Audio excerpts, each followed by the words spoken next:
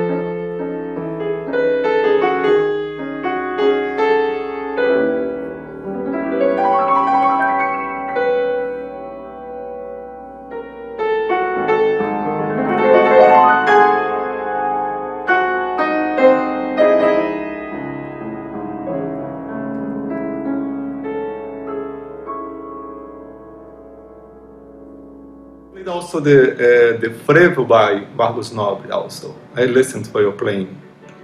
Yeah, actually that piece, I heard a Brazilian pianist whose name I've forgotten. He was a wonderful player. He played that piece as an encore at a recital. And as soon as I heard it, I thought I have to get this music and play it. Now, I spent some time in Recife, where I heard, lots of frevos, which I think is probably the best popular music in the world.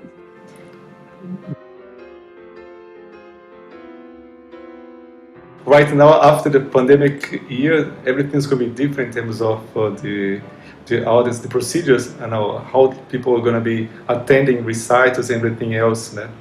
During the pandemic, this pandemic year, also brought some attention for people to listen for more music. Do you agree? I hope this is true. Mm-hmm. I mean, I know that, the videos that I have put up on YouTube, I'm surprised how many people actually heard them. Sometimes I'll go to play a recital in the United States and maybe 30 or 40 people will come, but I put up a video and 200 or 300 people listen to it. So there may be something to this. What kind of repertoire do you like the most in terms of your huge repertoire that you have certainly played? Well, I would say over the years, my preferences have changed very much. When I was young, of course, I played a lot of Liszt and Rachmaninoff. For young players, that's good stuff. Yeah. I didn't play too much Beethoven back then because I didn't play it very well back then. Now I try to play a little more Beethoven and Brahms. Whether I play it well or not is another story. But at least I'm more interested in trying to actually deal with the real musical issues. And with the really contemporary piano music, you have to remember that what we call modern music is not modern music anymore. I mean, Schoenberg is over 100 years old. That's old-fashioned. It's as old as the hills. They've been calling it modern music for 100 years, but it's not. even That's Villa true. Lobos. It's that's not modern music anymore. Most of the repertoire which is played nowadays by pianists are the standards. Né? So Yeah, that's absolutely. very few pianists they dedicate themselves to play contemporary music. The general audience, they don't know. If you talk about some contemporary composers, they have a hard time to remember this kind of repertoire. You know, I mean, for example, in the United States, William Bolcom wrote some absolutely wonderful piano music. It's contemporary. Wonderful piano etudes. Oh, yeah. Well, they're wonderful, those pieces. And they're difficult, too. Yeah.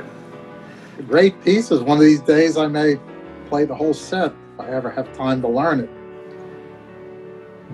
Now, I was thinking that I might even submit a proposal to this Encontro that's coming up with the Elliott Carter Piano Sonata, which is a very difficult piece. I used to play it very often.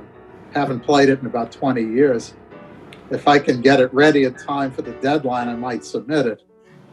Well, as I know you, you can prepare like in very fast manner.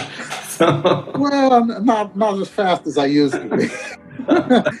At my age, it takes a little longer. No, I'm sure that you're going to be wonderful. So, well, thank you so much for your talking today, and I hope that you can attend the festival, the Encontro, né? And see you next time. It will be a pleasure. Thank you. Thank you.